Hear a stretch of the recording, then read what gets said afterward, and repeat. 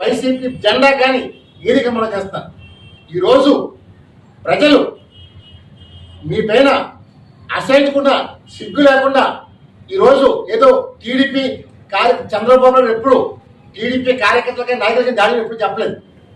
Discipline party ఈ భారతదేశంలో కానీ ప్రపంచంలో కానీ అదైనా ఉన్నదే టీడీపీ మనం చేస్తాను.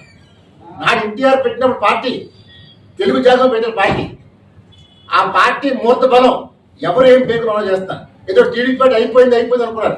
నేను నాడు చెప్పాను, మేమే గెలుస్తామని చెప్పాను, క్లీన్ స్వీప్ చేస్తామని చెప్పాను, చెప్పేది చేసాం. ఈరోజు ఆంధ్రప్రదేశ్ రాష్ట్రాన్ని స్వర్ణాంధ్రప్రదేశ్ చేయడానికి చంద్రబాబు ముందు కనబోతున్నారు.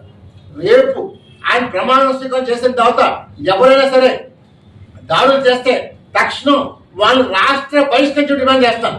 నాడు విశాఖపట్నంలో పవన్ కళ్యాణ్ వస్తే విశాఖ బహిష్కరణ చేశారు. ఎక్కడికి వెళ్ళిపోతే అడుగుతాం, దాన్ని ఒకటే వినిపిస్తాను.